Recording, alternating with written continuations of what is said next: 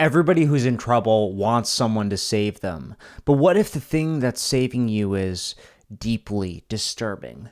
So disturbing that if you're not careful, the man that saved you, if you know him too closely, he could drive you hopelessly, desperately insane. She was running as the supervillains laughed. "Come on, what do you want?" one of the flying heroes said. "It's just a little show for us," another one said, jumping in front of her. "Get away from me," Jane said. She stumbled back away from the superheroes as they toyed with her. She felt a shift in the air, but the heroes didn't seem to notice. One of them grabbed her jacket and pulled it off. "Aw, pretty jacket." He dropped it on the floor. "What else are you going to take off for me?" Suddenly the air changed again.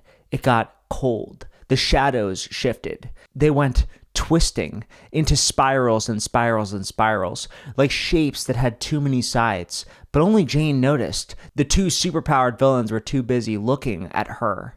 One of the spiral shadows reached out towards the ankle, curious. Jane almost said something, but then remembered she was in trouble. The shadow grabbed the villain's ankle and held him high in the air. The villain screamed, "Hey, get off!" And then suddenly his body twisted too, twisting and twisting and twisting, sucked into the shadow. Suddenly, the villain was alone. The villain's hands ignited with fire. He looked throughout the alley. "Aw, somebody got a boyfriend? What's the matter, boyfriend? Don't you want to come out?" He lit up the alley with flames, and yet the shadows were still spiraling, still looking stranger and stranger and stranger to Jane, who was disassociating from the experience, so traumatized. Where had the man gone when he was sucked into the shadow? Was he dead? Was he in space? Where? But Jane was about to get a front row seat, because at the mouth of the alley stood the most strange sight Jane had ever seen. He was dressed completely normally, like an office worker. He had casual but formal pants, normal shoes, a normal dress shirt, even a normal haircut. But the thing that was strange was his face. He didn't have a face.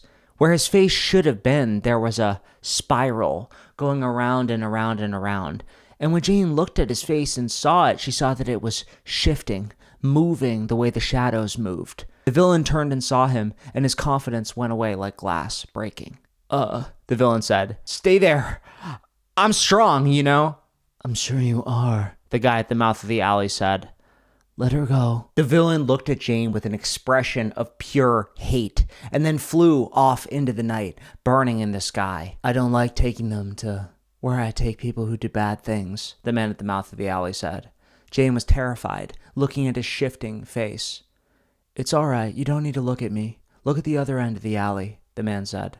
Jane looked down the alley, but her whole body tensed. She felt the strange creature walking closer and closer as the shadows of the alley shifted and shifted and shifted. "Please don't hurt me," Jane said. "I was just trying to get home.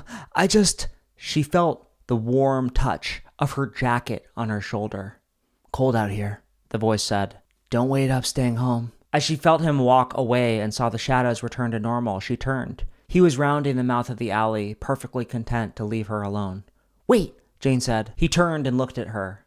"It's really best if you stay away. My abilities, I can't really turn them off." "No. She looked down. She knew that things were dangerous in this world, but she felt something when he put the jacket on her shoulder. Kindness. Maybe a kindness that nobody had ever seen before. "Thank you," Jane said. She did see the shadows shift a bit. "You're welcome," he said sincerely, turning to go. "Wait." Jane walked closer and closer to him. She saw his shifting face, the way the shadows were going. He tensed. "No, it's not safe. It's fine," she said, getting closer. She put her hand out and held his hand. His hand felt normal, even though his face was shifting and shifting and shifting. Jane stared at it. He tried to turn away, but it was too late. The shadow grabbed her and pulled her. "No," he said, jumping into the shadows after her. Jane saw the lie of the world, the way that things were so orderly and one-dimensional. The truth is, the entire world at its base level is shifting shadows, shifting atoms. She saw the villain that he pulled into here, mad, his eyes two spirals turning and turning. Jane screamed and tensed. She just wanted to help him, and now she was... Where was she? As she fell deeper and deeper into the spiraling mass, she touched the villain's hand. It was cold, cold like dead meat, and his mouth was babbling strange words. Spirals, the villain said. It's spirals everywhere. No, the man with the shifting face said, curling into a ball, letting himself be consumed in the spiraling of everything. Jane was falling. Her mind was slipping. She knew that she was going to go insane in seconds. Please, she said. You're a good person. I know you are, she said. And she couldn't believe it, but the man with the shifting face stood up straighter. He looked towards her. No one's ever said that to me before, the man with the shifting face said. She felt them shifting, but then she felt his hand on her wrist. He pulled her, screaming. No, he said. She's good. Somehow the spiral, the way that the things interacted, made an angry noise. I won't let you have her, he said, his voice full of conviction. I won't. Deep in the spiral, something laughed, something strange that Jane would never understand for the rest of her life. And then she was back in the alley, standing across from him.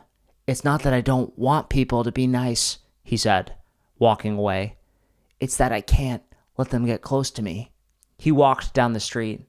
Jane didn't tell him to wait. She was too terrified. As she calmed down, getting her breathing to return to normal, she tried to remember who she was, what was happening.